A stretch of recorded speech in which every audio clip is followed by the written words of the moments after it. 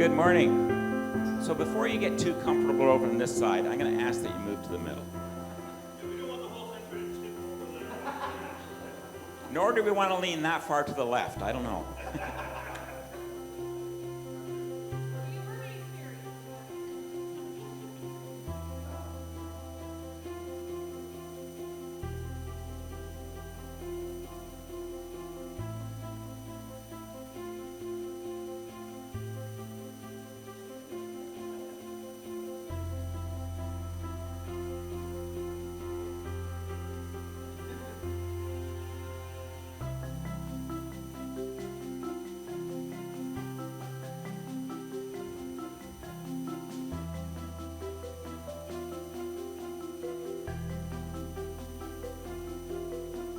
Hearty welcome to everyone. Glad you could come out this morning.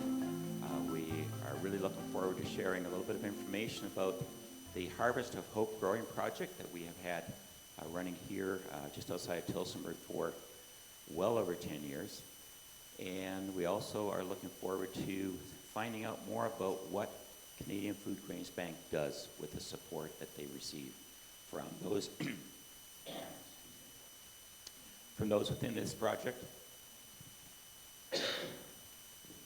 as well as other projects all across this country. But before we begin, I'd like to ask Harold Winter, pastor here at Crosspoint, to give a welcome and opening prayer. Hi. My name is Harold Winter, and I am the pastor here at Crosspoint, and it's a delight to welcome you here. Wish that the weather had been better, but glad that you all arrived safely.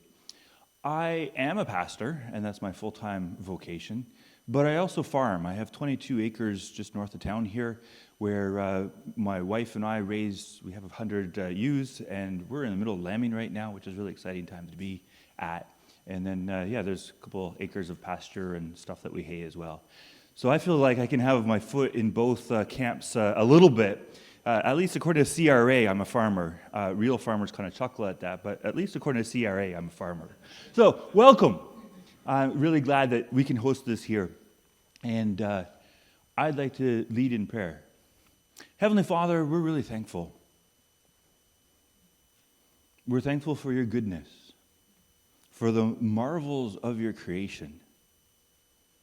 The wonder, as I was just talking with Ari about earlier, that we put a little kernel in the ground, and with enough heat and moisture, that out of that unfolds a stalk of corn that's 6, 8, 12, 15 feet tall.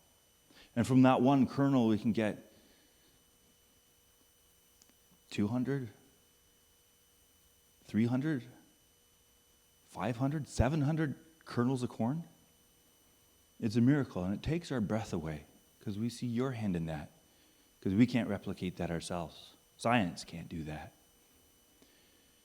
And so we're thankful that we get to partner with you in growing food, in feeding people, in taking care of the land that you created and that you've entrusted to us. We're thankful that we get to be stewards, and we're thankful that in that stewardship we get to reflect something of your generosity as well. And so we pray for a blessing on the work that we do. We're thankful for the call, the vocation that we have from you. And we're thankful that in good years and in tough years, that you hold on to us and keep us safe, providing daily for what we need. Be glorified, we pray, with what we say and what we do here this morning. In Jesus' name we come. Amen. Thank you, Harold. I have an agenda here. It's 2 pages long. And you're not leaving to it all done. I may edit as we go. The next line on the agenda is to introduce special guests. And I've had a number of conversations this morning, and nobody wants to be considered special, which actually is really, really neat. We are just all here to contribute with the gifts and the skills and the opportunities that we have. So I'm not going to introduce anybody other than say welcome to every one of you, and for those who will be presenting, you'll be introduced at that time. right now, I'm going to invite Yelta Vanderbilt to come forward. Yelta is one of the coordinators here. Our project is done in cooperation with the Mount Elgin United Church, and Yelta is is it the second year or the first year? This would be the third. The third year that he's been coordinating it, and I think he's more comfortable on the farm than standing up here speaking, but we're going to give him a try. Good morning. So, yeah, Arnold asked me half an hour ago, you were aware that you're speaking this morning, right? I was like, I hope you're joking. The reason I did it half an hour ago, I told him yesterday he wouldn't be. No, that's right. I would have called in sick. But yeah, I've been doing this, I think, pretty sure this will be my third year looking after the fields. And yeah, it's me standing here, but it's everybody helping out. It's the whole community. It's been a great blessing when I ask people to come help out. And everybody's happy to help out. And we couldn't do it without the neighbors. The companies for the fertilizer, the chemicals, the seed, it's all donated. Yeah, it's been a great blessing to do this job. And like it's been mentioned before, we can have the biggest John Deere tractor prepping the field and making it all and the soil all ready to go, but we couldn't do it without the Lord's help to make the seeds grow and get a good harvest at the end of the year. We always worry it's been too dry, it's too cold, it's too hot, but at the end of the year it's always a good harvest. So, thank you.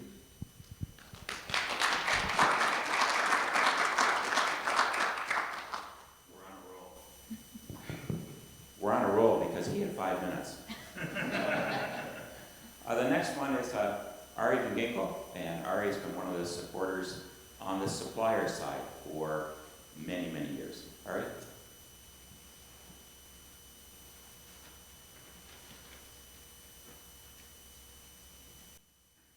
Well, good morning, all. Yeah, I'd rather be on the farm than talking to a crowd as well, so I got a few notes written down here. First of all, I think I'd like to thank the Food Greens people and everybody involved here for giving us the chance to be involved in these projects. They're a big part of the community and how we as companies can give back. I also work with Solvite as well as with Pioneer, and so nice to see that every year everybody, in the busiest time when farmers are focused on their own crops, but they're still, everybody can come together and we can make these projects happen. And sometimes maybe one would ask, why would a company or why would people do this? And I think it's just a really neat way to give back to a community. As Christian people, we get to see all the time, we don't become more from taking, nor do we become less from giving. But God is, given us the opportunity to help each and everybody in the world. And yeah, so I think very thankful that these opportunities come around, and really it's our wishful, we really wish that 2026 may be a blessing for the Food Grains Bank, and that it may help feed those less fortunate in the world. And I guess let's say thank you to everyone, to each and every one of you.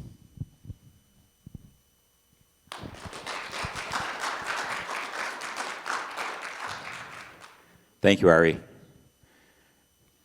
I didn't introduce myself. Maybe I should have done that. My name's Arnold Dietma, just one of the participants in the project for a number of years, and I drew the short straw.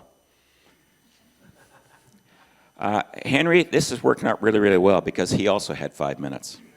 So Henry Reiners has been the Ontario representative for Canadian Food Grains Bank for many, many years, and he is now going to explain to us how growing projects work.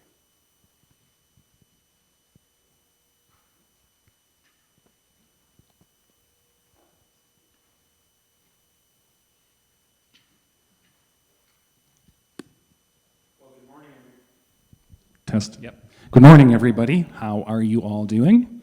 Great to see you all coming out on a day like this. I don't think many of you had to drive as far as I did, but I drove down yesterday when the weather was a little nicer, so great to be here with you folks. My name is Henry Reinders. I am the retired Ontario Regional Representative for the Food Grains Bank. I retired at the end of the year.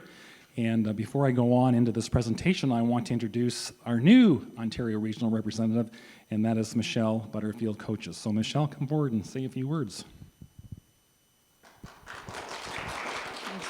You don't need to clap. Welcome and thank you for coming this morning. And I am thankful that Henry is here with me and to be able to present, because I've had a couple of very, very busy weeks leading up to now. I was a minister in the Presbyterian Church in rural communities in Ontario, southwestern Ontario, for just over the last 20 years.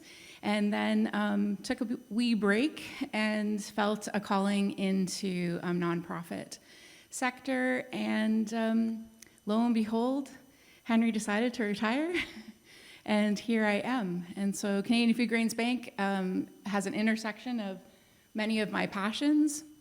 And so in feeding the world and environmental issues and of us being able to understand our place as Christians in the world and how to help those in need around the world. And so I'm so looking forward to working with folks like you all across Ontario and with my ambassadors. And Henry will continue to be an ambassador for me, which I'm very excited about.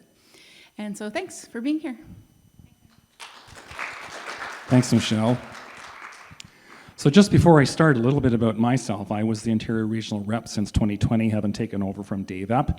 And Dave, of course, took over from the Mayberries. So Catherine and David, who are here with us today, so thank you for them joining us. And before being involved with the Food Grains Bank in this work, I was a dairy farmer for 28 years up in the Meaford area. So that is what I grew up doing and grew up with and loved. I also run and continue to run, coordinate a growing project in the Meaford area. We're called the Big Head River Project, and we do grow a little bit of crop. We do some other things too. We do some scrap metal recycling. In fact, on my way down, I brought a truckload of pop cans down to Ben Met Metal in Stratford because their price is $1 a pound, whereas the Ben Met in Owen Sound is 50 cents a pound. So it was worth my while to take a load down here and drop it off. And that all goes to our project for the Food Grains Bank as well. So that's a little bit about my background. Now let's talk a little bit about Canadian Food Grains Bank. So the mission of the Food Grains Bank, and many of you will be familiar with this, of course, but the mission of the Food Grains Bank is working to end global hunger, and we have a vision of a world without hunger. We're rooted in the belief that all of humankind is made in God's image, and as such, God does not want to see his people suffer. And the interesting thing about this mission, or about this work, is that there's actually enough food in the world to feed everybody. It's just that distribution and the availability of food to the people who need it isn't equal the way we would like to see it become. So the Food Grains Bank is a Christian organization. It is made up of 15 churches and church agencies, all of whom you see represented on this slide here. And when we talk about churches, we're not talking about Crosspoint Community Church, we're talking about the Christian Reformed Church or World Renew.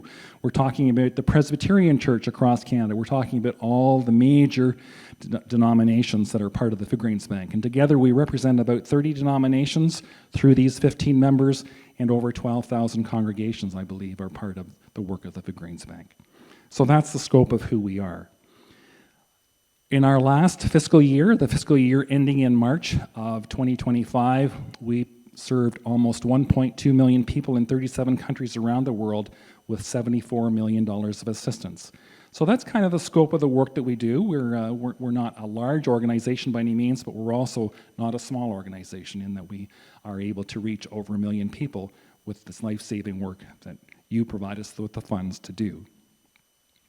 So Canadian Food Grains Bank programming, it starts with our members. So members like World Renew. World Renew is one of those 15 members. Those members work with partners in the countries where they have programming.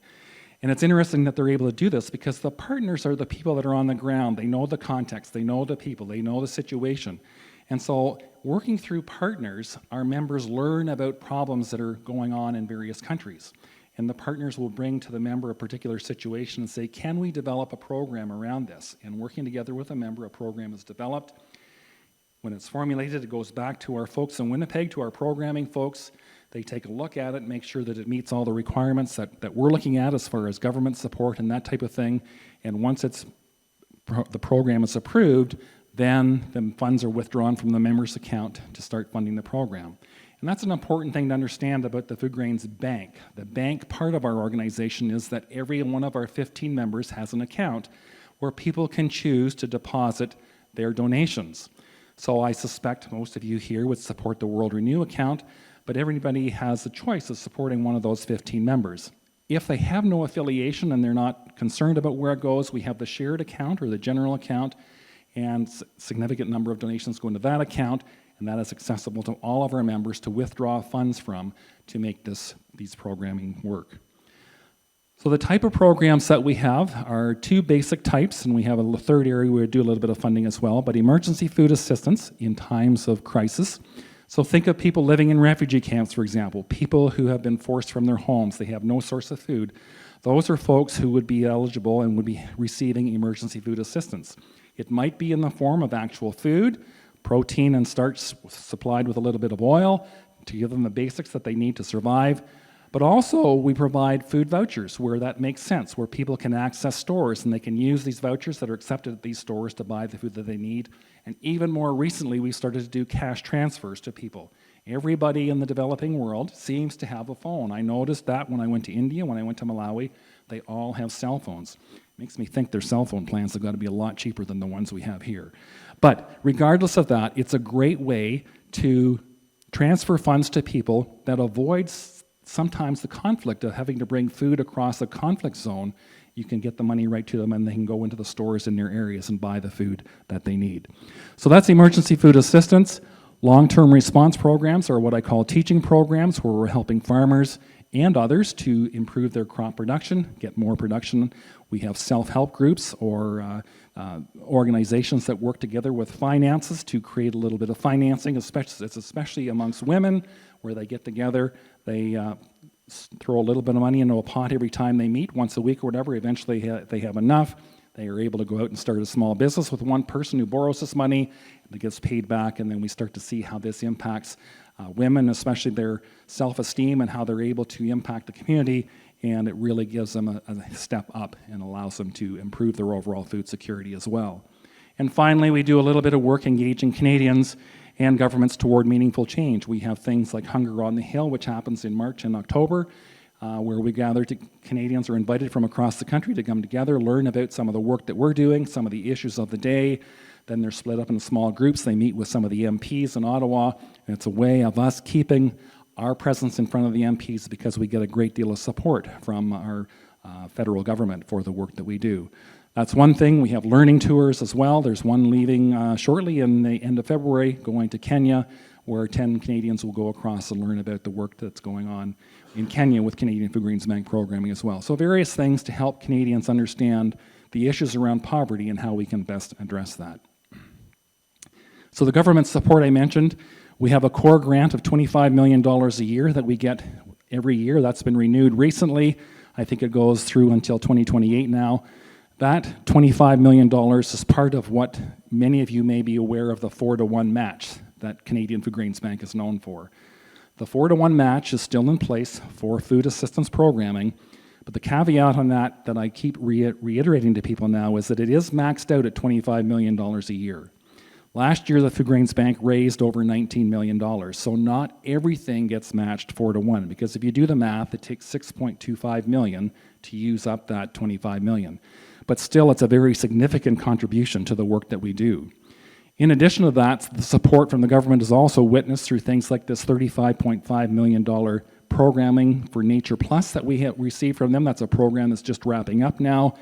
Nature Plus is a program in 4 African countries where we were overcoming some of the issues about soil degradation and land use that had eroded land to the point where it's not suitable for agriculture. And so we were working to return some of that land into agricultural production. Another example of the support that we get, they came to us saying we'd like to do this kind of a programming, and that's where it came from. Just recently, a similar program was announced I believe it was $4 million for the Philippines, and so that's just getting underway as well, a similar type of program. Public support through churches, businesses, and individuals as always continues to be very strong. We have had a top 10 rating with Charity Intelligence for the last 8 years. One of my jobs when I was doing the regional rep job was calling on folks who made donations, and it was always interesting to hear from these first-time donors who had gone online, as people do now, and checked to see where their money was making the most value, and to hear them say that Charity Intelligence would help them make the decision to support Canadian Food Grains Bank. Now, growing projects. So growing projects are what you are familiar with here, and what the group here has the Harvest for Hope. We have several growing projects that have the name Hope in them, and so it gets a little confusing when I'm trying to keep them all straight. But the Harvest of Hope project is just down Highway 19 here, and I saw it coming in. That's the old signage that was up there now. It says Tillsonburg Christian Reformed Church, but now, of course, there's one I just noticed for the first time that says Crosspoint Community Church, and was mentioned earlier, it's with in association with Mount Elgin United Church as well. So there are over 200 growing projects across Canada. About 85 to 90 of those are in Ontario. As Yelty had just explained, a lot of support comes from the local agribusiness community, and I found it odd but refreshing for ARI to say thank you to us for allowing them to be a part of this, because we are really appreciative of the support that our businesses, agricultural businesses, put into the Food Grains Bank and helping us to generate more profits and more money for the work that we're doing. So 200 of these across Canada, 85 to 90 in Ontario. Basically what they are, farmers, churches, and a community working together, grow a crop, sell the crop, the proceeds come to the Food Grains Bank. And that's basically how they work. The size of the projects in Ontario range anywhere from 1 acre. We've got an organization in St. Mary's that does a kind of a market garden where they grow squash, potatoes, and onions, and sell that at the farmer's market, and that's how they raise their money. Our largest has been in the Sarnia-Lambton area, over 300 acres, where a group of farmers obviously is working to work that land and raise the crops. Average size? I would say probably in the area of 15 to 20 acres. Yeah, something like that. Some are larger, but a lot of them are smaller, so if you average it out. There are about 3 or 4 that are over the 100 acres, and then the rest of them are smaller. Growing Partners is something that we've initiated more recently. It's kind of something that's always been in place, but we've given it a formal name. A growing partner is any food producer who may not be involved with a growing project but still wants to be identified as supporting Canadian Food Grains Bank. We have this signage that Michelle can get for you to put on your farm. These are people that are donating straight from their cash that they come generate on their farm. They might be donating crop at an elevator. We have elevators that accept the crop, and then if the farmer says, I want half of this load to go to the Food Grains Bank, they'll sell that part of it and donate the proceeds to the Food Grains Bank. We've got produce, like I said, the group that's doing the St. Mary's project, produce at markets, livestock at an auction, various different ways that farmers can still be, or food producers can still be involved supporting the Food Grains Bank, and we call those growing partners. It's a very simple and easy way for individuals to become involved as agricultural producers to support the Food Grains Bank. So I'm going to switch gears here a little bit because I want to talk a little bit about what's really impacting us and the humanitarian sector right now. And that is, I'm sure you're all aware of the fact that we've been seeing cutbacks to foreign aid. And if you look at that chart, it all started, of course, the news became very heavy back in February and March of last year when the U.S. announced that they were basically withdrawing virtually all of their foreign aid. And so 93% of what they were providing has been taken out of the humanitarian sector. That amounts to $40 billion, or 40% of all the money going into the humanitarian aid sector. So that's been very significant. But that's not only them. Germany's cut by 24%, France, Switzerland, and the UK are down. Even Canada, in their last budget, announced a decrease of $2.7 billion over 4 years in what they were providing for foreign aid. Interestingly enough, a couple of countries there, Korea and Japan, have gone the other way, and they have increased the amount of foreign aid that they're providing. So what is the global impact of these cuts? Well, it's pretty significant. Of course, you have food assistance that's reduced or suspended, means people aren't getting fed, people aren't getting the food, and so we have more and more hungry people. We, in fact, have people who are dying because of the fact that they haven't got access to the resources that there once was available. There's a loss of access to vital services. It's not just food. It's things like vaccinations. It's things like maternity clinics and healthcare centers that are being impacted by this cut. And so that's impacting the health of people as well as impacting their ability to get food. Loss of livelihoods. It's estimated that over 100,000 people in the world working for partner organizations like the ones that World Renew partners with and our other members partner with, it's estimated that over 100,000 of those people who were employed to implement these programs have lost their jobs because of these cuts. There's a loss of access to information, the information that we use and that others use to gauge where the next hunger issues are going to be so that we can get in advance of those. We've lost a lot of that information because this money was also providing some of the resources to do that. And finally, as I said, it's had an impact on other global donors. It's impacted us not directly, but through the partners that our members work with. If they have had to cut back on staff, it's impacted their ability to deliver programming as well. So it's a fairly significant issue that the humanitarian sector is dealing with right now. I want to reiterate that certain people think that it's not a necessary thing, but aid is something that helps everyone, including us here in Canada. Aid reduces the risk of disease and conflict spreading. People have enough food, they're healthy, they're not getting sick. Therefore, you're reducing the risk of disease and conflict, which no borders. So we all saw that with COVID. It didn't just stay in one area of the world, it covered the world. So there's that comes with making people healthy. There's a reduced pressure in immigration. Again, if people have the food and the resources within their own country to stay there, then they're happy to stay there. Most people don't want to leave their country, but they're forced into situations because of the food concerns that pushes them to have to immigrate. Improved trading relationships. There's a study that's been done that shows that for every dollar of investment that Canada makes in foreign aid, the unintended but surprising return is that there's $1.19 in return for the work that's being done that eventually comes back to us. One of the examples that we use is many years ago, South Korea was a country that was helped by us and by many other countries, and they now have become a major trading partner for us. It enhances Canada's reputation, just as being out there as a caring, compassionate country that we like to think we are and that we all are as individuals. And of course, keeping people fed, keeping people happy, provides stability and prosperity in a world where that is something that is desperately needed right now. So what's ahead for 2026 and beyond? Back in December of last year, we had a meeting in Winnipeg where our executive director, Andy Harrington, talked to us a little bit about what the future looked like. And it really is a troubling picture. More conflict, more serious weather-related events, more hunger. Today, there are 318 million people who are acutely food insecure, which is double that of what it was in 2019. And again, it comes back to some of these cutbacks. The cuts have shortened the World Food Program by 2/3, meaning they got $10 billion of an estimated $29 billion that was needed for the programming that they were looking forward to doing. And so the estimate is that these cuts have cost 600,000 lives already, and by 2030 we could see upwards of 14 million people that could die, most of these who would be children.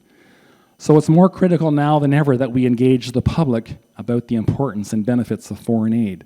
And that's the one message I think that's starting to come out from the Food Grains Bank and from other humanitarian organizations, is that we have to get people to understand the issues around this and see how this is important. It's not, some people will say, well, we've got our own issues here in Canada that we've got to take care of. It's not an either-or situation. It's a both situation. We can help overseas and we can help here. Hungry people are hungry people, but we have to look after everybody, and that's what Christ calls us to do. I looked it up on Google. I said, how many times does the Bible talk about hunger and poverty and whatever? Over 2,000 times it's mentioned in some fashion or another. That's a major part of what Jesus' ministry was about feeding people and taking care of the poor. And so I'm glad that you're all here being a part of that and being involved with this. It can be a little bit discouraging when you look at these numbers, but the thing that I keep remembering is that 1.2 million people are people that we helped last year, people who benefited from the work that we're doing and who saw us as a lifeline. And I keep telling people, every time we help somebody, every time we see a smile on the face of an individual who's received the aid that we've provided, whether it's in the form of food or whether it's in the form of education, when we see that smile, that's a smile from God, because that person is made in God's image. And so that's God smiling on us through them to the work that we're doing. And so that's what encourages and that's what keeps us going. I'm just going to end with this postcard campaign, which are out on the table here, to help our government officials understand how important this is to us. These are postcards that we're asking people to sign with your name and your address. They are, there's no postage necessary. They get mailed to Ottawa just as an indication that more and more people across Canada support this work and want to see us continue with the foreign aid work. And I hope that you'll take a moment at some point that we have a break or at the end to sign one of those postcards and leave it with us, and we'll make sure that it gets sent off. So I'm going to stop there. I want to thank you for your time, and I appreciate I've probably taken up more than my 20 minutes, so we're back on schedule. But thank you so much, and Michelle and I will be around. If you've got any questions afterwards, we'd be happy to talk to you. Thank you. No, you did not go over time. There may be an opportunity at the end. If you've forgotten to say something during closing remarks, just make a note of that so you don't forget about it. Ken, are we ready to run the slides of our Harvest of Hope growing project? So that was an explanation of what the Food Grains Bank does. We'd just like to spend a few minutes now on what our growing project has been like. We have a property that a landowner has donated for our use every year for at least 10 years now, and it's just north of Ostrander on Highway 19. It's a joint project between Crosspoint Community Church and, yes, I'd like to have that, Mount Elgin United Church.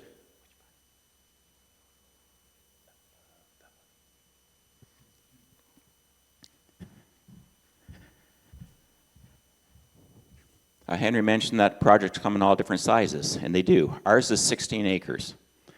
16 acres is not a lot, but it is very productive land, and we're very thankful for the use of that land year in and year out. First thing starts in the spring, we have to work the land, and we, as Dalton mentioned, we have no problem getting people volunteering to work the land. It just takes an hour or two to drop their equipment in, till the soil, and prepare it. And we get different producers from year to year doing that, so it's always a team effort. Once the field has been tilled, the soil has been prepared, it's time to load the planter, and this one here is a corn planter. Again, another one of the farmers from the area.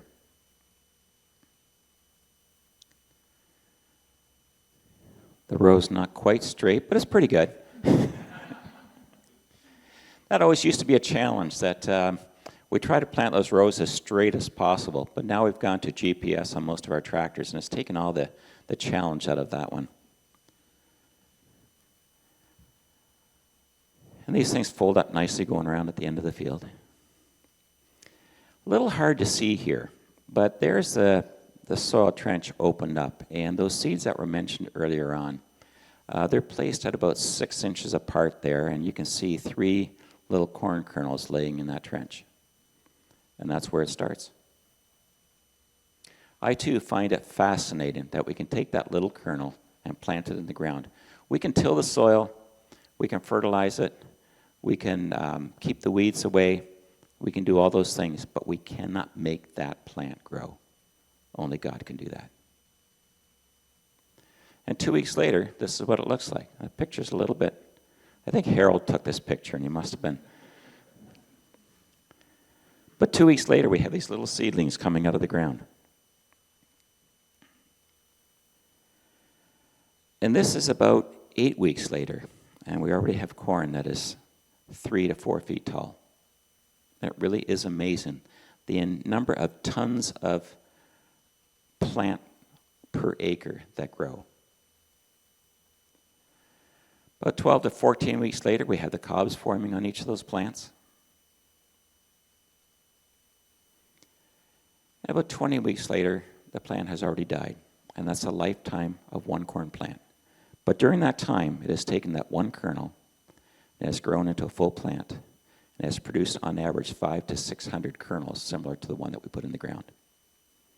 500 to 600 time return, which really is amazing.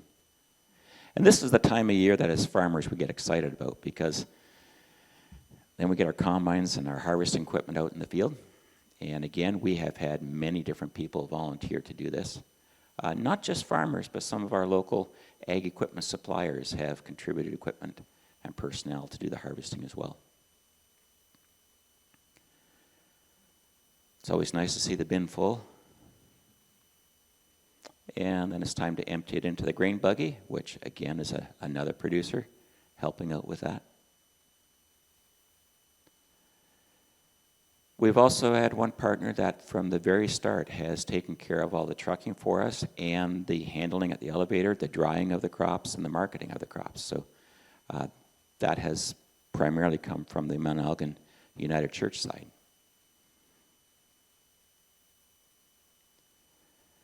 A little hard to see, but this is just a picture from this year. We had a little bit of overkill for equipment in this field. 16 acres, and we had a grain buggy, we had 2 combines, we could take off 18 rows at a time, and it only took 45 minutes to clean the field off. But it's good. It's working together.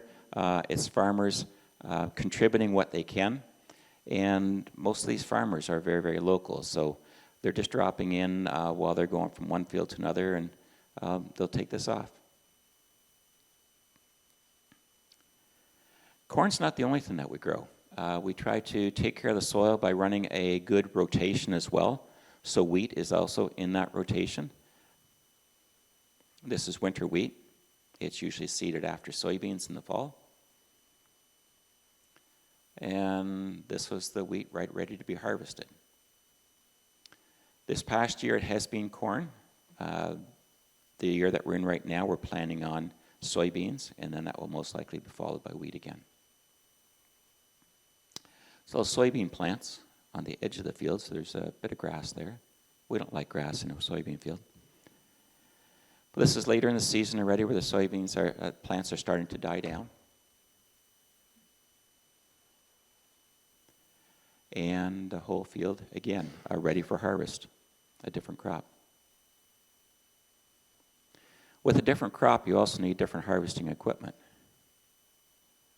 And this is our local John Deere dealership brought this equipment in to harvest. That's about a 35-foot wide header on there, and again, one machine can take that off in about an hour and a half, no problem.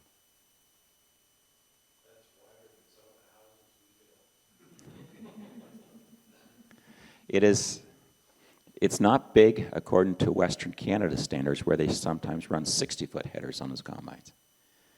And this is inside the transport trailer, just the soybeans being loaded into the trailer. We call it Harvest of Hope. That's really what we're working on. We provide food, but it really gives hope to people when they're in desperate situations. And it's been very good working with Mount Elgin United Church over the years as a partnership with Crosspoint. We've done a tally of how many people, different people and businesses have contributed to this project over the last 10 to 12 years.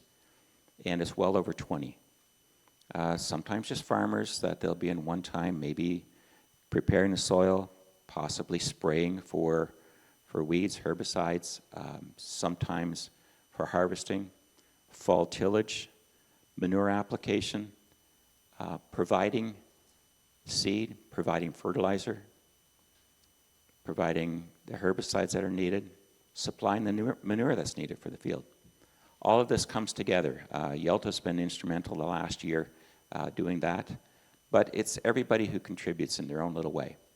And like I mentioned earlier, very, very few people, if any, are looking for any recognition. It's just a group project in the area. That was it. Okay.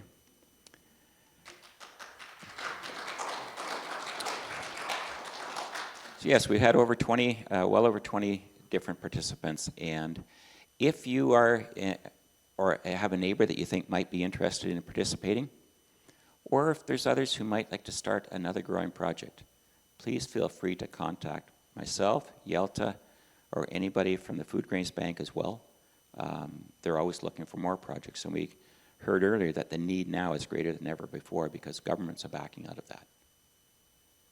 But it is truly hope that we are bringing to people around the world. One of the partners that we have is World Renew. They work very, very closely with Food Grains Bank as one of the partner agencies. And at this point, I'm going to invite Peter Timmermans of World Renew to tell us what their contributions are and how they are fitting into the whole picture. And yes, you have about 10 to 15 minutes if you'd like. Yeah, no, thank you. Yelta, we might need that soup on fairly soon. No, thanks, Arnold. And I just wanted to give a real plug for Arnold and his team as well, too. A few of us came out for the harvest, which was quite an exciting event for us city slickers. I'm from Guelph, and it was just exciting. And Arnold also told me a story about his visit to Uganda, and I'd encourage anybody who hasn't heard his story of his visit to one of our programs in Uganda. He did a lot better job, was it? It's on the agenda next. Oh, it's on the agenda next. Okay, super. I just was hoping we'd hear that story as well. So anyways, thank you. My name is Peter Timmerman. I'm the new director of World Renew in Canada. I'm only 2 months in my role, so I'm relearning, although I've spent 15 years working with World Renew in the field, mainly in sub-Saharan Africa, in Uganda, Tanzania, Malawi, Mozambique, and Zambia. And for the last 30 years, I've been doing this kind of work as well, too. So I had a thing prepared, but Harry, is it Harry? Henry Reinders said everything I was going to say, so thank you very much. I also hear that you're now looking for work, so, and you did a really nice job, so come and talk to me after as well, too, so. But, yeah, no, let me talk about a couple of, I got to repivot now, because I don't want to repeat everything Henry said as well, too. First, I want to talk a little bit about the Good Samaritan. I really like the story of the Good Samaritan in the Bible. I don't know if everybody's church-going or knows the story of the Good Samaritan. It's been told in different ways and interpreted in different ways before. The Good Samaritan is a story of a Jewish man going down the road, gets robbed, beaten, and left for dead in the ditch.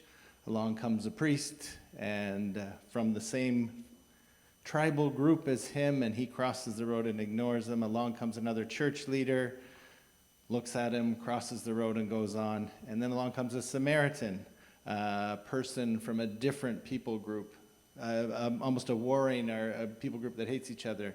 And he helps the man. He gives him first aid, so he does immediate relief for him. He brings him to a nearby town. He gives him some money. He finds somebody to work to help him, and gives him some sort of long-term support for recovery as well, too. That story often emphasizes the fact that the man was a Samaritan, right? And the man he helped was a Jew, so there was a difference between the two. For me, whenever I look at that story, what I really think about is the question the man asked. So the question was asked by an expert in the law, right? A PhD in being Jewish guy, right? And he asked Jesus, "Who is my neighbor?" He was trying to trick Jesus, right? He said, "Who is my neighbor?" And he wanted him to identify, I don't know what exactly he wanted, but he wanted to trip him up with a weird and crazy question, because he had asked before, what must I do? Love the Lord, love your neighbor, right? Who's my neighbor? But Jesus answered differently. If you actually look at what Jesus answered, Jesus didn't actually tell him who his neighbor was. Jesus told him to be a neighbor, right? His answer was, he said, "Go and do likewise." He, what we call, verbed his response. The expert in the law wanted a noun. He wanted Jesus to point at somebody and say, that person's your neighbor. You go and help him or her. But Jesus said, no, it's about being a neighbor. And when I see what you did here, this harvest project, I saw so much being neighborly. First of all, with your neighbors, two different churches, I was there at the Harvest Project. There was young people, old people, you know, the trucking company, the young guy who came with the raccoon in his his combine, which was interesting. There's a story behind that one. Anybody wants to know whether a raccoon can actually stop a 30-foot wide combine? Yes, indeed it can. But yeah, all these different people coming together in a neighborly way. First of all, you know, they were virtually and geographically neighbors as well too. And then that project allowing you to be neighborly, to be a neighbor overseas together with World Renew and our partners and CFGB as well too. CFGB was mentioned already too, this concept of partnership. So CFGB gets funding from Canadian government. It gets funding from churches and individuals, thousands of churches and individuals. I can't remember how many churches did you say altogether? 30? Over 12,000 individual churches across Canada giving support to CFGB as well, many of those being Christian Reformed churches as well. That we all come together with 15 different partners. Those 15 different partners come together with hundreds of local partners, hundreds and hundreds of local partners across the world. And those hundreds of partners work with thousands of farm families and communities and millions, I can't remember the exact number, but probably over 1 million individual farmers that we work with as well too. So just this ability to come together, work together, which is such an important thing in the world today. Some of the crises that are happening now with funding, we know what's happening south of the border now too. Working together seems to be an anomaly in the world right now, and CFGB, I think, is a fantastic example of how we can come together. I do have a short video to show as well, too, from one of our participants. World Renew and CFGB, and in our CFGB work, we work in what we call a nexus. It's kind of a weird word. Nexus means that space between or in relief or disaster, long-term development, and justice.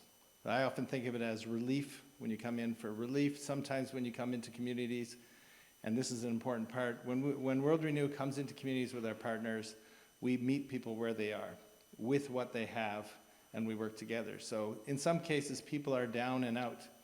If you go to places where there was an earthquake or a flood, houses are down, all the crops are down, and that's where we need to do relief. Sometimes we come in after that. People have sort of dug their way out of the disaster, and we do recovery. So we're helping people to farm again. We're helping people to regain their livelihoods. But a lot of our work is resilience work, and that's work which is communities which have been hit down again and again and again, and they lose their resilience. And what we do is we try to help them, and a lot of times that's due to climate changes, changes in the rainfall, changes in the markets, changes in the global markets as well. And we're trying to help build them back up through usually better farming, better marketing, better storage of their crops, improving soil fertility, soil moisture, seed types, thinking about how to market and to market in cooperatives and things like that as well too. And that's resilience. And then there's a last group that we're working with, often people who are oppressed by unjust systems. Often economic systems are unjust for farmers, and we're trying to work together with them as well to break those cycles as well too. We have a short video of one of our participants in Tanzania. It's not a really long video, but she's talking about the work, and this is one of the resilience projects we have in Tanzania and what we've done there.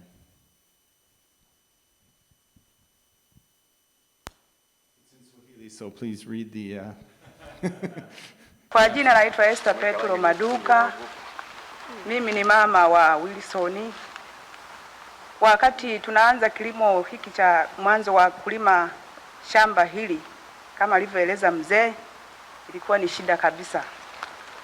Kwanza ulimaji ulikuwa ni mgumu, kwa tunalima kwa shida, hali zilikuwa ni ngumu sana, majani mengi, usazu na lumbugu.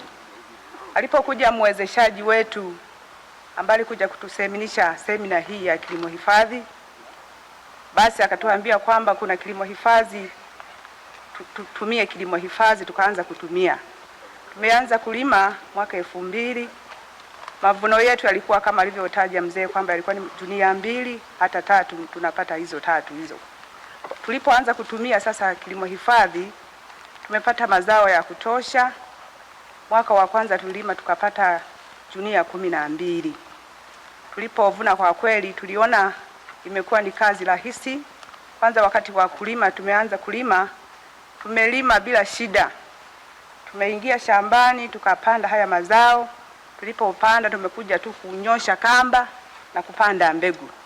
Lakini pale mwanzoni tulikuwa tuna sesa, tunabona, tunapalilia. Kwa kweli gharama nyingi ambayo ilitumika katika upandaji wa mazao yetu. Lakini kwa sasa tunaona ni rahisi, tunapolima tu basi tunapanda mbegu, tunapanda vile vile na haya mazao yetu ya kilimo hifadhi.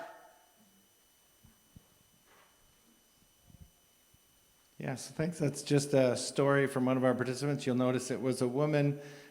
This is another important part of our work. Much of the farm work gets done by women in most of the communities where we work with as well, different than here maybe. And you'll notice what she was talking about was conservation agriculture and the conservation agriculture work that we do as well. So I just want to close with saying thank you. Thank you especially to the organizers of this and all the people who donated time and resources to this, to the church itself, which supports this, and for CFGB for being such a fantastic partner for World Renew as well. Thank you very much.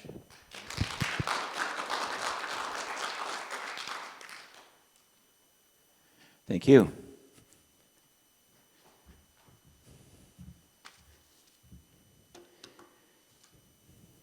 The reason that I am up here a few too many times is that I'm not very good at delegating. But one of the things that strikes me many, many times when I think about what we have and what other people do not have, it's just a question. Why was I born where I was born and they were born where they are born?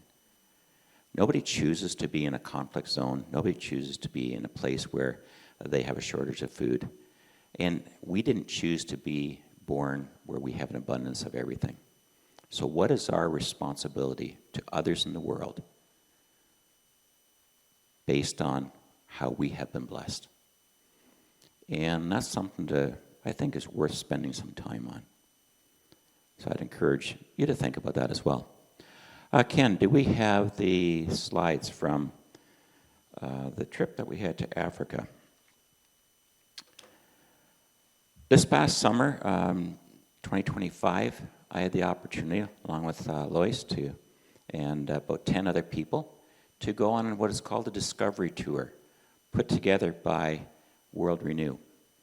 And it is designed to help those who come from North America to discover what World Renew and CFGB are doing in different parts of the world. They tend to have 2 or 3 of these trips per year.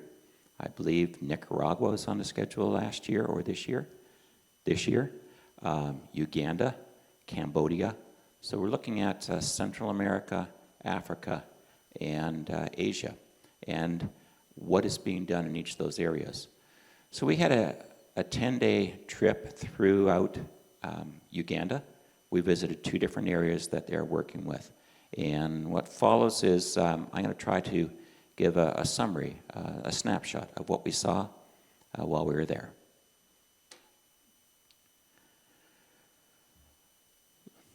I could go through this, but I think this has been covered already about World Renew. But the Discovery Tour, it was designed to help us see what is happening on the ground in Uganda.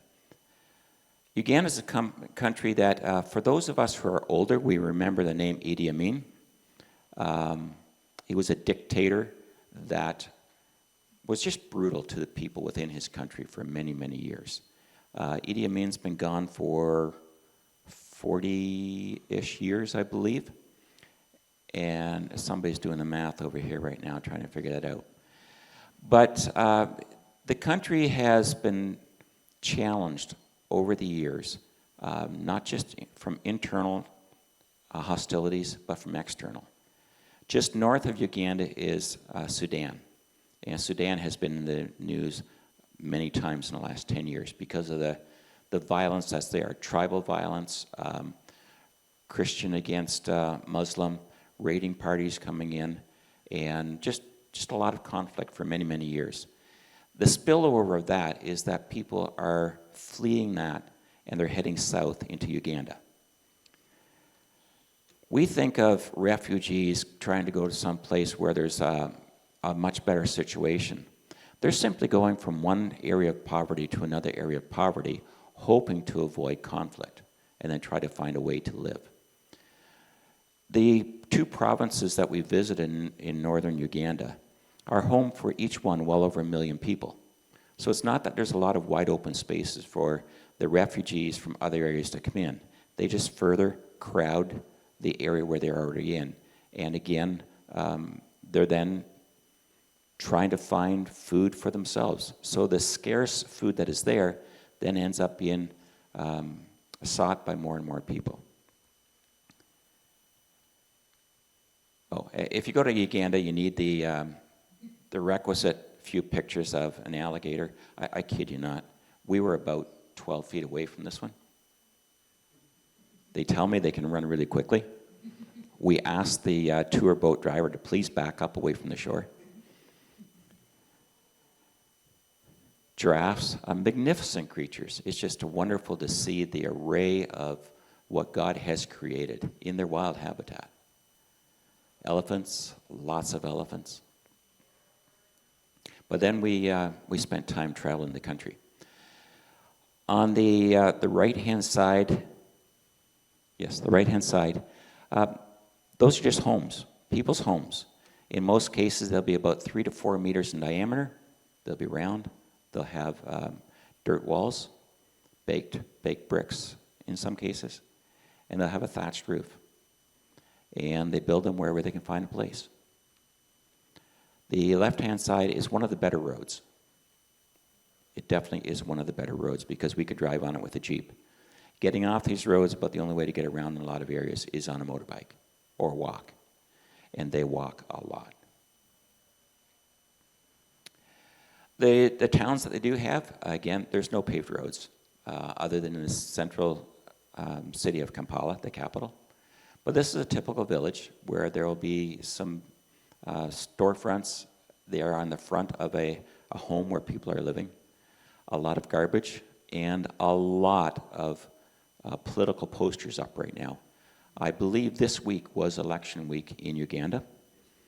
And beginning of this week, the Ugandan government blocked the internet for the entire country because they didn't like what was being said, primarily about them. And it's still that kind of a government. The president has been in power for 37 years, I believe it is. And so he's going for his 7th term, even though he's in his 80s. Probably not the best thing for the country, but that's what they've got to deal with.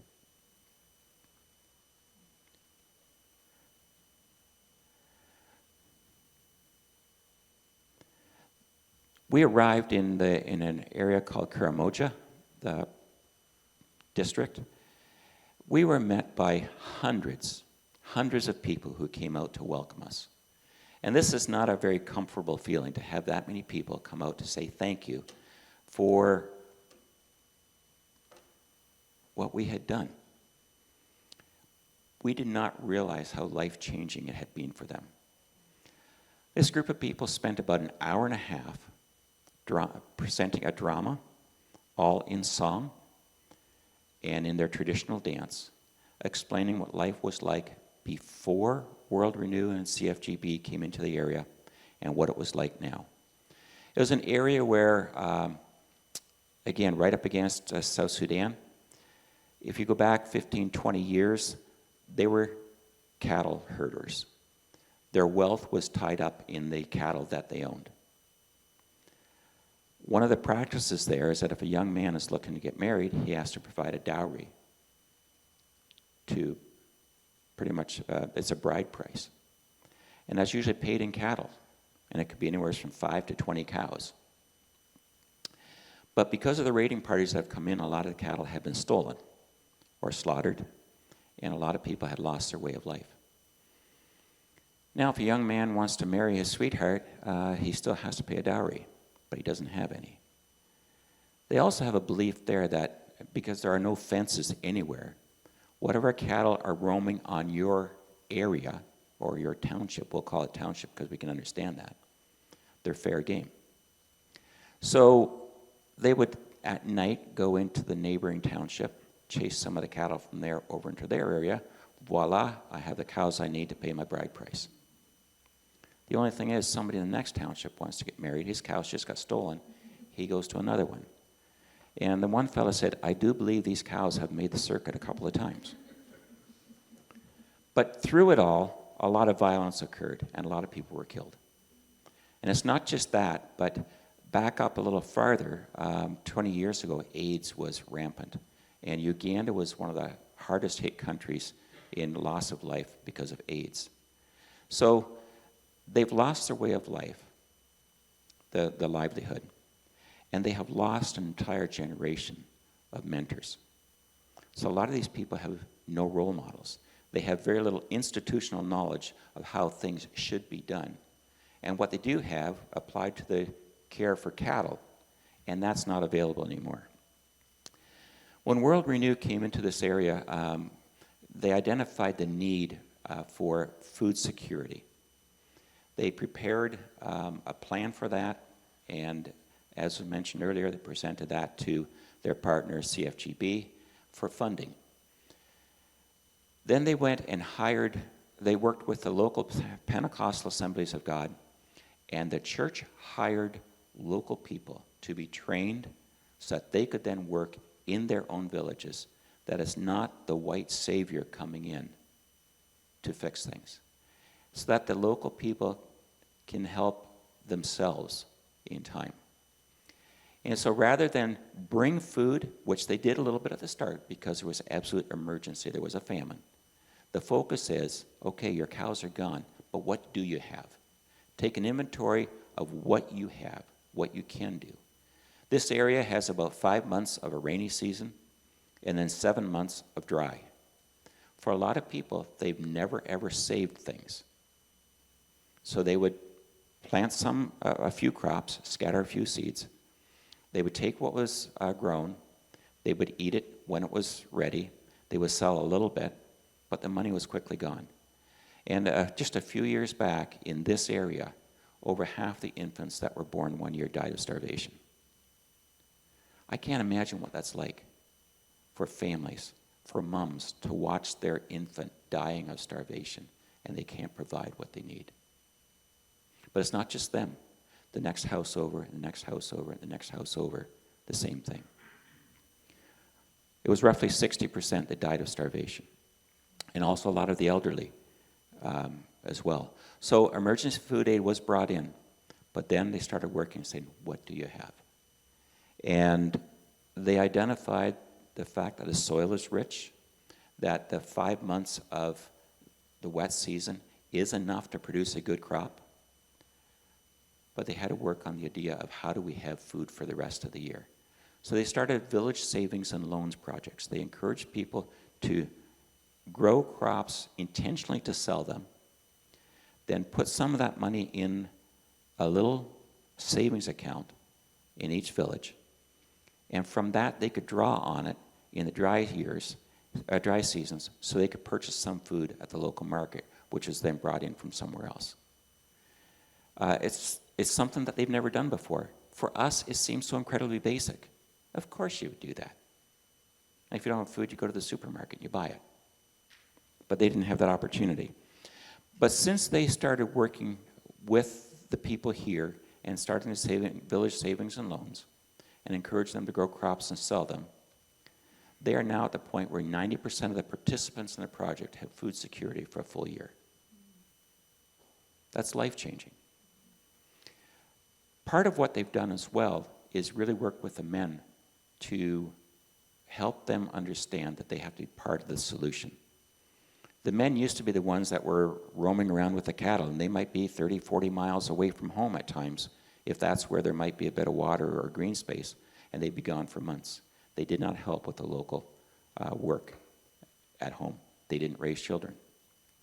They really worked with them to try to get households working together, husbands and wives working together to grow the crops, to raise the children, and to make household decisions together.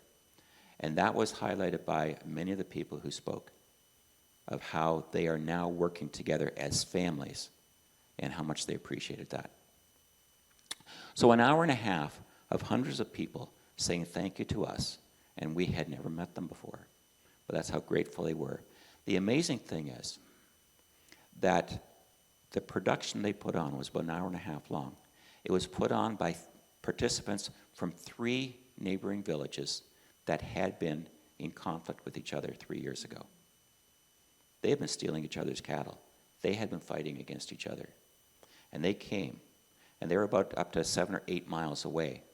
I can tell you that how smooth the production went, they practiced that many times, which means every time they practiced, they walked 7 or 8 miles to get together, and they walked 7 or 8 miles back home again too. That's how thankful they were. And they are the ones that have been asking for World Renew and CFGB to send people to say thank you. So for what you have done in the Growing Project, a thank you from the people in Karamoja, Uganda.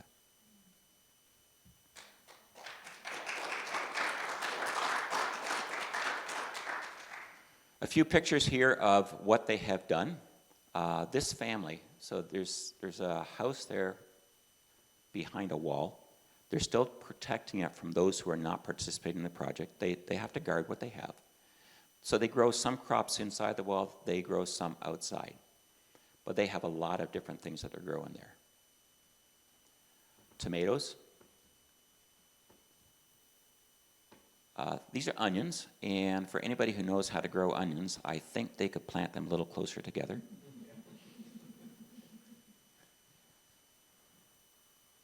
My clicker's not working very good. This is interesting. That's the doorway to their compound. It's really, really hard to understand how big that door is, but the top of the door is here. It was just above my waist, so I pretty much had to crawl through that. They are so used to it, they can go through there on a dead run. Much more flexible than I am. That branch that's laying there on the ground, it's a very thorny branch. In the evening, they will grab that, they will pull it in so that the branch closes off the doorway, and they tie it on the inside so it can't be pulled back out. Again, using what they've got locally to solve their problems. Okay, I thought I had a couple more. Yeah. They were also growing watermelons, cassava, sorghum, pumpkins, a number of different crops that they hadn't grown before. We talked to 4 different families. 3 of them commented on how much more corn they are growing now, the bigger yields, because they're planting it in rows. Of course you plant corn in rows. We all know you plant corn in rows. You plant them in rows 30 inches apart. You put your seeds 6 inches apart. No, they used to just scatter the seed and see what grows. But they were introduced to the idea of planting it in rows and tilling the soil, planting it strategically where you put the seeds. But they're still planting them about 18 inches apart in the row. And I asked somebody, why are they so far apart? And the director there said, we're getting to that. This was the year that we got them to plant in rows. Now we're starting to ask the question, I wonder how much more we'd get if we put them closer together. But they ask questions they don't tell. Because when somebody discovers it on their own, they own the idea. If they're just told, they may quickly forget that again. So what they've done instead of say, well, plant them 6 inches apart, they've been telling a few of the leading, most innovative farmers in each community to try different spacings next year. And we'll try to find a scale so that we can weigh your harvest. So they'll get that answer the next year. But again, they're not dumb. They can figure things out just like we can, but they're trying to empower people, which is really, really encouraging. And also, I do believe that in most of the areas that CFGB and World Renew work, they have an exit date as well. It's not a long-term, we're going to work with you for 20 years. But by about 5 to 7 years, they like to be moving on to another community that the first one should be self-sustaining. We then had to travel from the eastern side of Uganda to the western side of Uganda, and this is the tail end of the rainy season. That was interesting, wasn't it, Lois? We got out, we waded through there, and then the van that we were driving in bounced through that, and then we climbed back in and carry on. But again, infrastructure is a limiting factor. They were then welcomed in Western Uganda. This side is right up against the DRC, Democratic Republic of Congo. Just because it says democratic doesn't mean it is. It's anything but. But again, this is the local partner. This is the Church of Uganda that World Renew and CFGB work with on this side of the country. And they are doing quite a bit of the same work, but it's been, this is the Nebi region. It's been an area that they worked in quite a bit longer.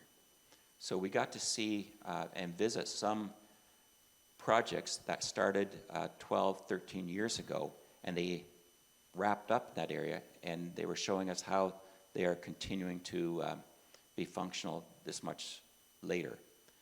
This is a couple, Gladys and Dixon. They were married in 2012, and when they got married, they moved about 5 kilometers away from her parents, from her mom, on a piece of dirt on a ridge, and it wasn't very good soil, but that's where they could find a place to live. And they built one little house for them to live in. They said it was about 3 meters in diameter with a thatched roof, and that's all that they had. Gladys was introduced to the project that was just beginning then, and they started talking about the village savings and loans. So the first year, she did borrow a little bit of money, but she returned it a month later because she was afraid that she wouldn't be able to repay it in the future, and she never used it. She said the first year they were married, they averaged 1 meal per day, and during the dry season, that was 1 meal every other day. That's all they had. The following year, after being encouraged some more, she did take out a loan again, and she did start to implement some different farming practices. We are now 12 years later that we're visiting this place, and things have changed. This is not their original home. Gladys now has 5 homes. Each one is about 6 meters square with a roof on. One is for her and her husband. One is for their 3 children. One is for 5 children from her sister, who was married to a drunk and she couldn't provide for them. One is her storehouse for food for the entire year. And one is for orphans in the neighboring village, whoever shows up. And she now has enough food just stored up to feed all those people for 18 months. We were impressed.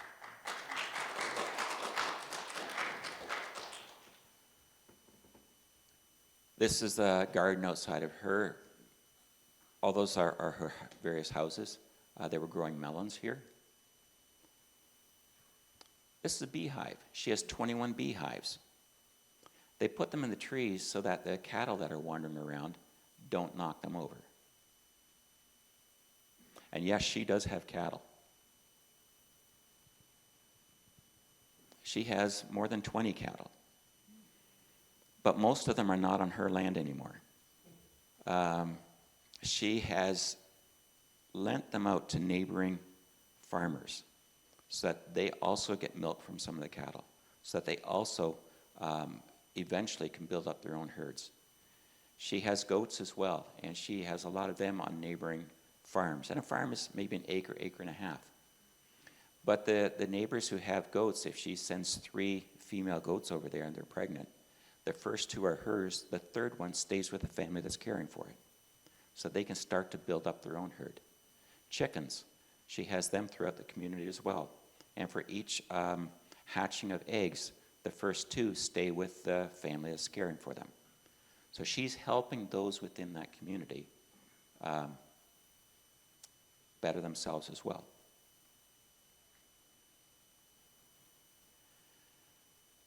She brought this out. These are 14 different commodities that she stores in that storehouse. Different seeds, different grains, honey, corn, all the things that she grows to be able to feed her family, her sister's family, and any orphans in the village. When we arrived there, Gladys wasn't there. She had been called away. She also has a motorbike.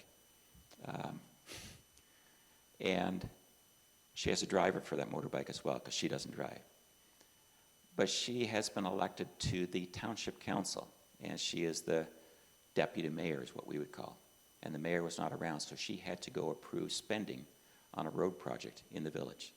But here's somebody who 12 years ago was so afraid to borrow what amounted to $1.25 that she returned it. But given the tools and the ability to hope and the ability to plan for the future, has turned it around this much.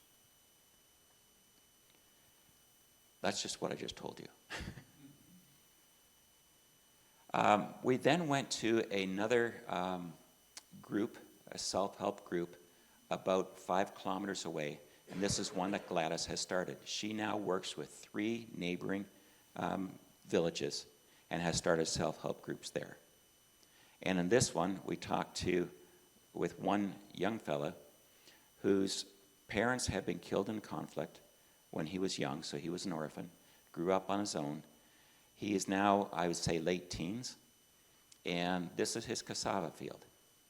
Last year, he grew an acre of cassava and was able to sell, or 2024, sell quite a bit of it, because it's just him. He didn't need a lot to live on.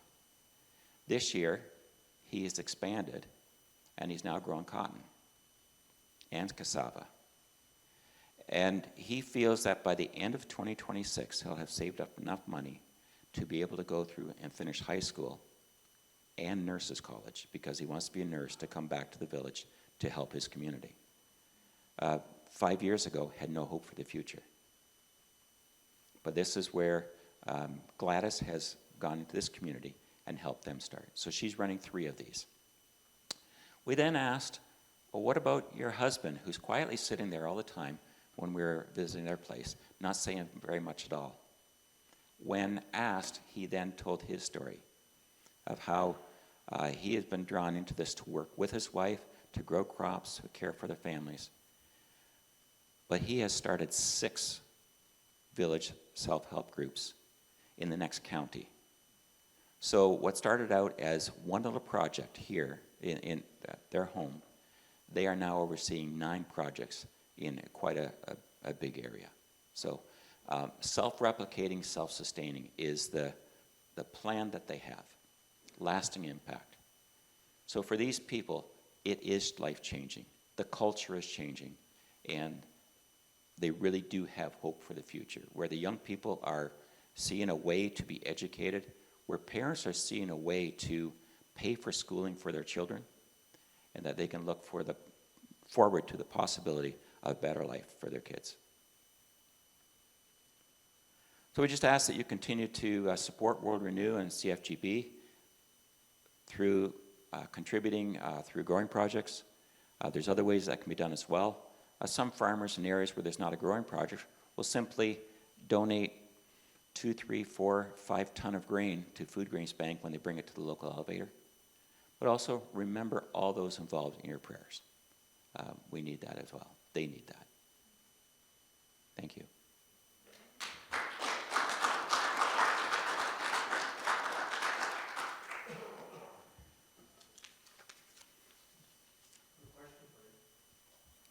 Yes, a question?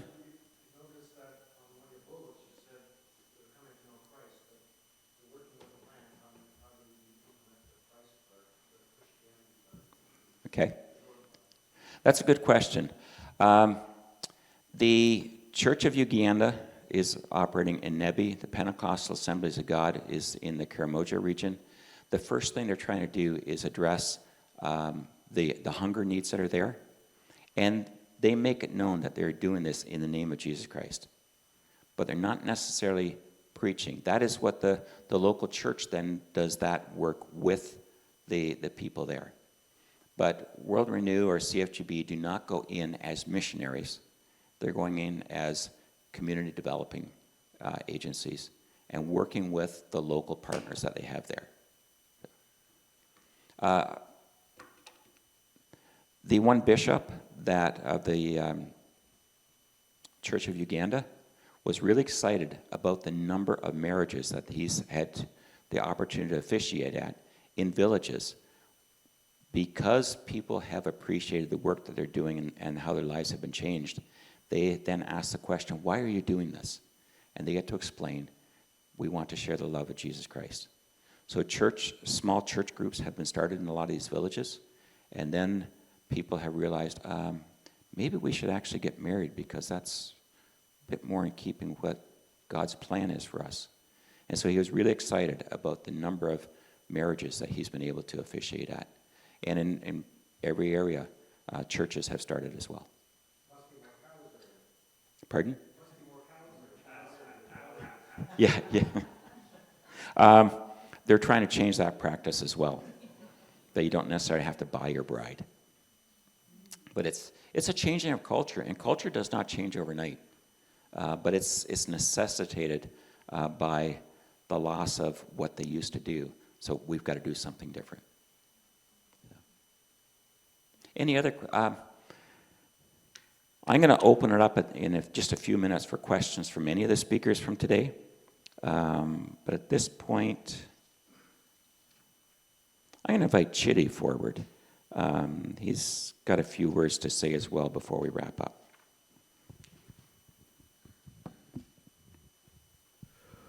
Hello, friends. My name is Chidi from Warren, New Canada, and I'm just very grateful to be here. And I want to thank all the people that came here today to witness this event. But first of all, I want to thank this congregation for hosting us and for being very gracious. I know Harold will be angry with me. I have to say, it's just a great man of God. He's been nourishing and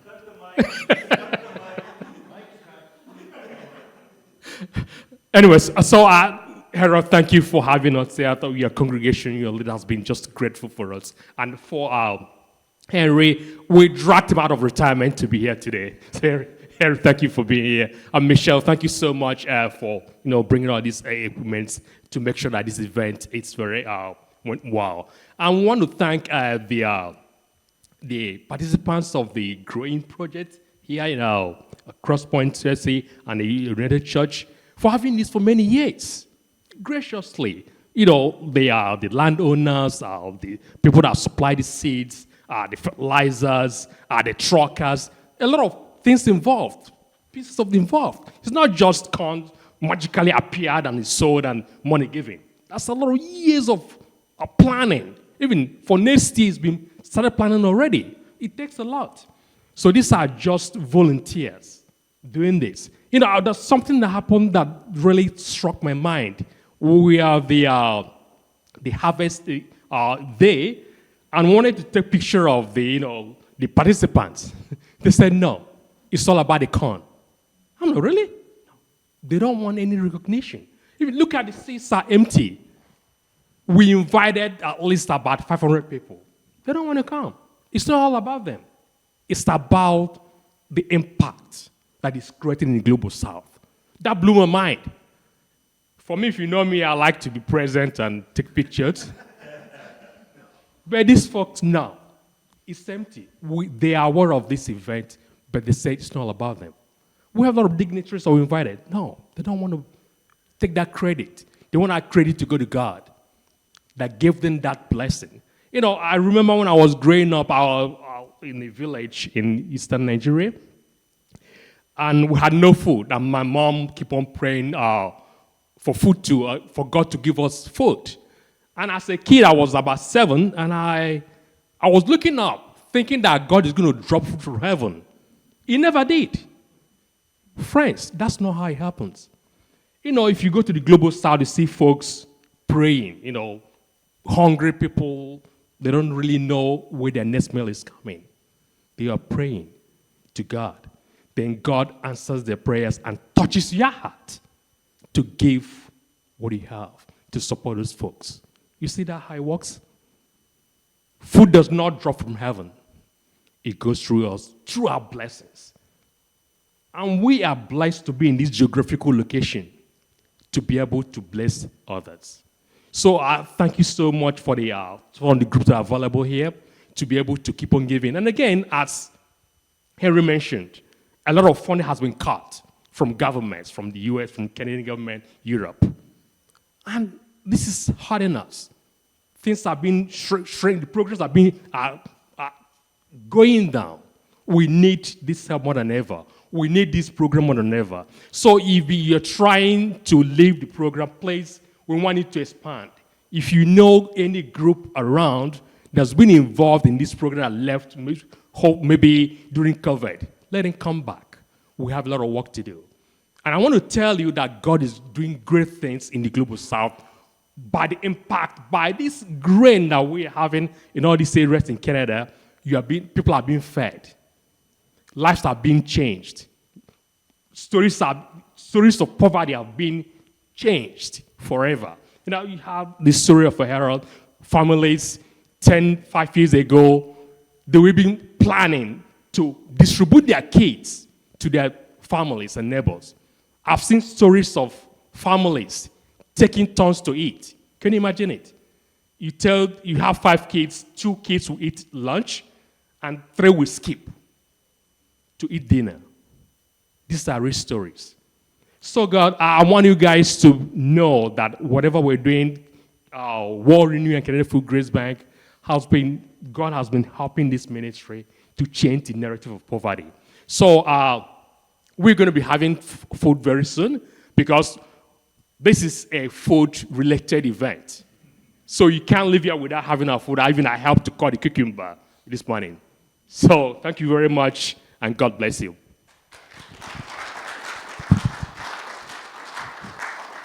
Thank you, Chitty. I'm just going to ask Peter and Henry to be available to answer any questions there might be. Any questions at all about what was presented today? Peter.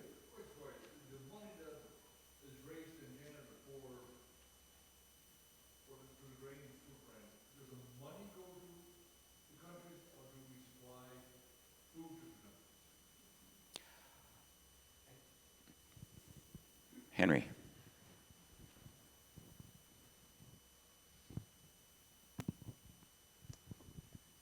I think the answer to that is a combination of both, but the big part that we're doing is we're using that money to help train people in these countries, first of all, to implement some of these programs. Peter might be able to comment on this specifically from the World Renew side, but then we have to use that money to buy the food. That we have programming staff, we have staff that arrange to purchase food through brokers or whatever, and so the money ends up going to support those programs, to make those programs work, and to feed the people. If the question is, does it go to the country and get into the wrong hands, the answer is no. It does not go through government agencies. It goes directly through our members and through partners, so that we know and can confidently say that well over 95% of the funding that gets put out there is used to implement the direct result that we're looking for, which is either training people to improve their production or feeding people who have no source of food. So that's how the money is used.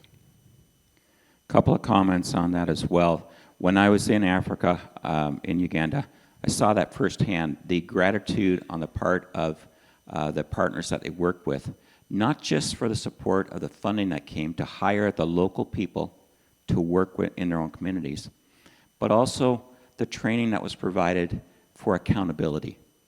Other agencies have gone in at times and just brought food or some money, and the only question asked was, did you distribute food? Yes, we did. Okay, that's good enough.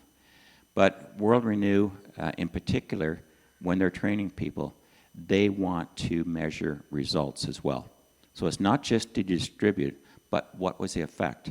And for each of these 2 areas that we visited, we were given a folder with a lot of information on what they have been doing. They are way more detailed in their accountability than I had expected, and probably more so than we are. Just an example, they would have numbers. 1,382 women were helped, 4,221 children. Like, not rounding anything off. It was right down to the individual. These are how many people that we are working with, and these are the results of that. So they're really encouraged by that training that they've been given, and it's actually made it better for them in their own church denominations as well, because they're becoming much more accountable for what they have been given as well. So it's that training all the way through. No, the grain doesn't leave Canada to go there. They're buying stuff locally. They're providing the resources. That's for emergency, but primarily, from what I saw, it's training people. Yeah, and I thanks, Arnold, for bringing that up. I think that's a very important point, because one of the things we hear regarding these cutbacks is that foreign aid is wasted. It's not accountable. It doesn't get used properly. It gets into the wrong hands. And exactly what you're just saying, we get $25 million a year from the government that I understand. There's a report that's generated that's thick every year, down to the dollars, down to the pennies, down to the numbers of people. It is very much accounted for where that money goes and how it's used and the impact that it's having. And this whole thought that foreign aid is wasted money and it doesn't get into the right hands, I'm not going to stand here and say that that doesn't happen. But by far and away, the largest part of the money that gets used for food assistance work and for training people is doing the job it's supposed to do, and it's doing it effectively. Just on the accountability side as well, this past week I went on to a couple of different websites that rate charitable organizations in Canada for how well they do the job that they're doing, how careful they are with their funds, those type of things. And they're divided into different categories. International NGOs, non-governmental organizations, in that category, Canadian Food Grains Bank and 5 of its members rank in the top 10. So it's very, very deep in that whole organization that we're responsible for what we've been given. So to Food Grains Bank and World Renew, well done. Thank you. Any other questions? Just a comment. Yes. 4 years ago, we bagged corn in the hope noodles, and then you had to walk into a trailer and pack it. This is way more efficient. Because then you have to ship it on boats that sat on docks, and obviously some of it you get where it was going. So things evolve, and that's good. Our project raised how much money? This year, the 16 acres raised just over $19,000. So when you match that with government funding, there's a lot of money raised there. And the project that we have, every single year, we get all the inputs donated, we get all the labor donated, so we can truly grow a crop with 0 inputs. So all the revenue goes to Food Grains Bank. And that's truly amazing. And again, thanks to suppliers and whatever who are doing that. That's wonderful that you're able to turn everything over to this work. And one of the ways that we do that, not all members of our 2 congregations are farmers. So there are collections that are held as well to help offset some of the biggest costs. Like fertilizer is one of the bigger costs. But the congregations are contributing to that as well. So it's a project of a lot more than just those who are getting their hands dirty. I want to go back to your comment, which is an important one, and that is that we used to ship grain overseas from Canada. That was in fact part of the government asking that the support that they were giving to the work that we were doing be helped along by supporting Canadian farmers by shipping Canadian product, what we called tied aid. And that tied aid was, farmers eventually argued against it and said this is inefficient, just exactly as you're saying, because it was sitting on docks, it was costing money to ship. And so in 2008, that whole aspect of tied aid was dropped, and so we no longer ship product from Canada, which of course has the advantage of not resulting in any shipping charges. We're buying food locally in the countries where we're working, and if it's not available there, it'll be in a neighboring country, so we're supporting the local economy and the local farmers who have something to sell. And on top of that, we're providing a source of food to the people receiving that that they're familiar with. It's from their own country. It's what they know.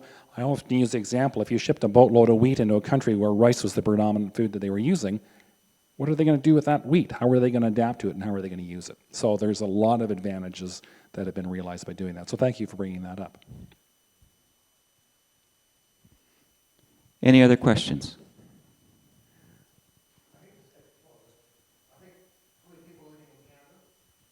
Canada has about 41 million. Yeah.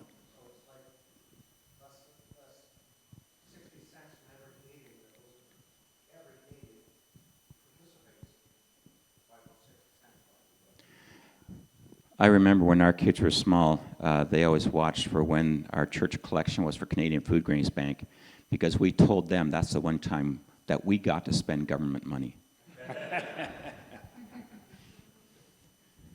No, Ernie, we're not against government. We need government. Ernie Hardeman is our MPP for Oxford County. Thank you for coming, Ernie. David Mayberry, our mayor for Southwest Oxford. Thank you for being here as well. And we do complain about our governments at times, but we have nothing to complain about when we compare that to other countries and what they have to deal with. So thank you for your efforts all the time as well. We appreciate that. I'm just going to make one more comment, Arnold, and that is I want to thank you so much for the presentation you made.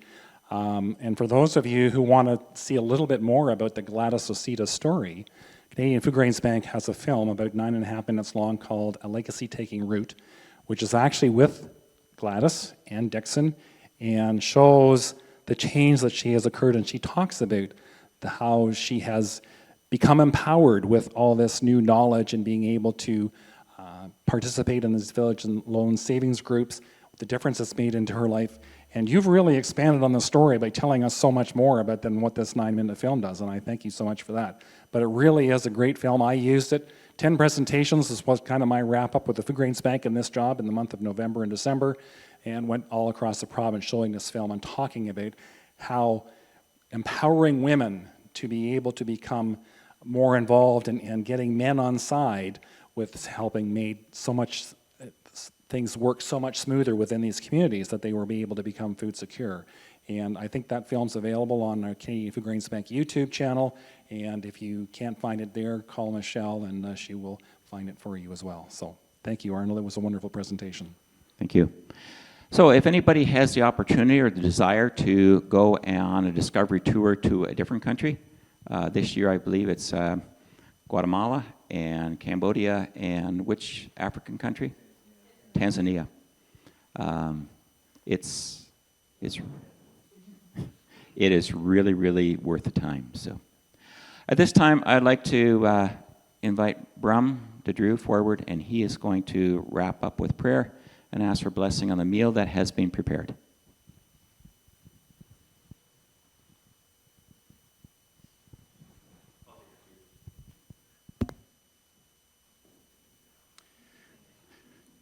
Now you took my first sentence away. Where was I starting? But I'm number 7, child of 8 children. And 7 of 8. And 7 of us kids are farmers. And we grew up, and I worked on everybody of my siblings' farms. So I learned how to work together with other people, helping them when they needed it. And then when Pete, many years ago, gave me a phone call and said, "This is the second year we're having the growing project, harvest. Would you be willing to come with your combine and help us combine?" I said, "I would love to be there." So I said with my dad, he followed in the pickup and we drove to the field. And that was the first year I combined on the harvest project. Really enjoyed it. And when 2 combines are in the field, all of a sudden it becomes a little bit of a race. And our combine's 30 years old now. And being the smallest combine in the field every year has been kind of fun until 2 years ago when the John Deere dealership sent a brand new combine with at least triple the capacity of our combine. And Pastor Harold was riding the combine with me now for his 2nd year. And I like teaching, so the first year he was with me, we drive, and half hour later I said, "You want to try it?" So we switched seats, and Harold for his first time drove a combine, and a little wiggly down the rows, but we got it in, and he unloaded it, and 2 years later we had 2 years later we had corn again. Pastor Harold back in the combine, brand new massive combine beside us, and it was fun because I actually was combining quicker than they were. So 3/4 of the way through the field, I asked Pastor Harold, "Do you think you can drive the combine by yourself?" And I jumped out of our combine, went to the new $1 million combine, kicked the driver out of the seat. I said, "Let me show you how to run it." And there were 2 mechanics from the John Deere dealer that have never combined before. And so, change the settings, push the throttle forward, and all of a sudden I showed them how to drive a combine, and now we were flying along, and it was really it was a good time in the field. I enjoyed working with other people. I think since the second year I've been harvesting in the fields with the church's partners, and just really enjoyed working with one another. I just wanted to fill you in a little bit on that raccoon thing that was mentioned earlier. This year we had a brand new combine come out as well, and these things are not cheap, like they're well over $1 million. But one raccoon can stop a brand new combine, especially if it gets caught in the main drive belt when you engage the whole threshing system. This coon had made a home in the combine back behind one of the covers, and had traveled all the way from the dealership to the field. And when they turned it on, that was the end of that raccoon. But he lubricated up the belts enough that they slipped so bad that the combine wouldn't start. And 45 minutes later, he finally had that cleaned out, and I had half the field off with the other combine.